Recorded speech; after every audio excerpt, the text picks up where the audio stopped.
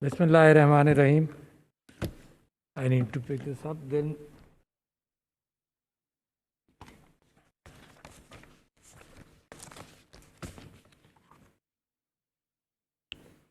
Honorable Minister of Foreign Affairs, Mahdum Shah Mahmud Qureshi Sahab, Chair Kashmir Committee, Shahryar Afridi Sahab, Director Institute of Strategic Studies, Azaz Sahab, SAPM Mohid Yusuf Sahab, Mr. Qureshi, Mishal Malik Sahiba, Excellencies, Honorable Ministers, distinguished guests, ladies and gentlemen, Assalamu alaikum.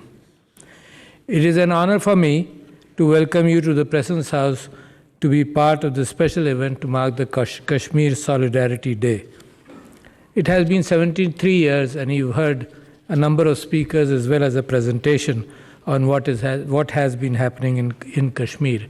We gather here to commemorate the huge sacrifices which have been made by the Kashmiri people, but at the same time, to let the world know, let the world not forget what has been happening there, what is happening there, and what were the promises made to the Kashmiri people.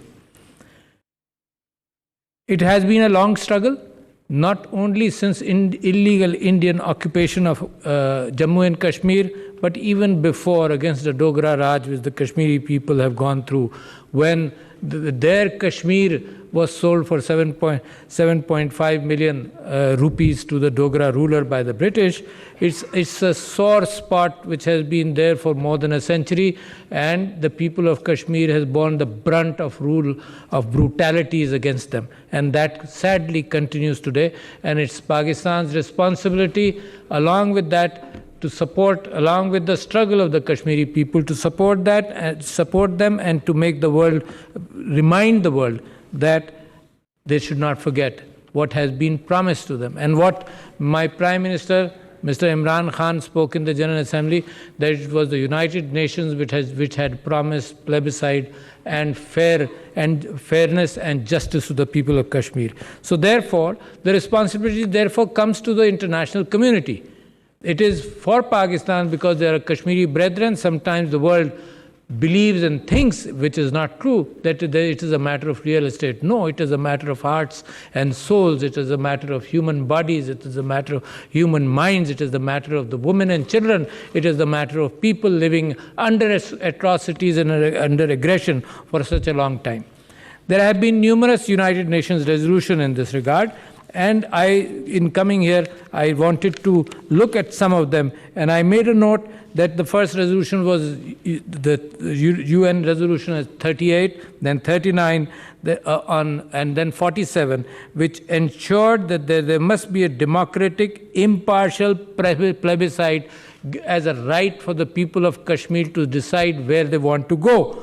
And it was reaffirmed in the resolution number 51, and then resolutions 80, 91, I go on, and 96. India accepts all resolutions and plebiscite, and so do all the nations of the United Nations.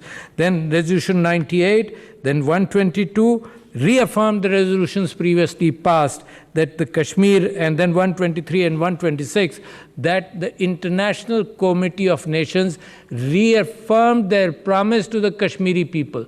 Had we not believed in the United Nations, ladies and gentlemen, Kashmir was liberated. Had the ceasefire not taken place, had Jawaharlal Nehru not run to the United Nations looking for a ceasefire, the Kashmiri people were liberating themselves. And Pakistan, believing in the United Nations, believing in the Committee of Nations, a number of few ambassadors represent that community, believing in the world, and the United Nations was in its infancy, and there was tremendous hope. So Pakistan agreed to the ceasefire, and therefore it has, India since then has gradually moved away from its commitments to the international community, and to suppress the people of Kashmir, it has resorted to brutality, it has resorted to pellet guns. Some of the images you saw, something which is not used by any country in the world, and by India also only in Kashmir. I remember in the years 2013, 14 and 15, when I was a member of the National Assembly,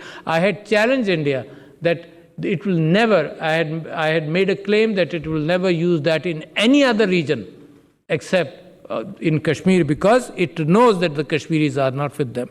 Imagine the fact that after August the 5th in 2019, when it changed its own articles of 370 and 35A, wherein it promised the Kashmiri people at the time in 1947, 48 and 49, it promised the Kashmiri people that we will ensure the fact that your population is not going to be changed, your property ownerships will remain as you want it to be, and in 2019 it changed that.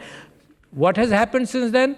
The Kashmir always had a bigger proportion, as the biggest proportion of or ratio of population to security forces, and instead what it was promised that the coffers of capital would flow in, there will be tremendous peace. India had to increase the number of security forces to 900,000. Imagine a population of 8 million Kashmiris has almost 1 million security forces. So there's one security force person with a gun standing there on 8 Kashmiris. That includes women, children, old people and everybody. So that Islamabad में सदर मुमलिकत आरिफ अलवी का यौम यकजहती कश्मीर की तकरीब से खिताब। कहा, दुनिया को पता होना चाहिए कि मकबूजा कश्मीर में क्या हो रहा है। बैनुल अक़वामी ममालिक की जिम्मेदारी है कि वो इस इंसानी मसले को समझें और हल कराएं।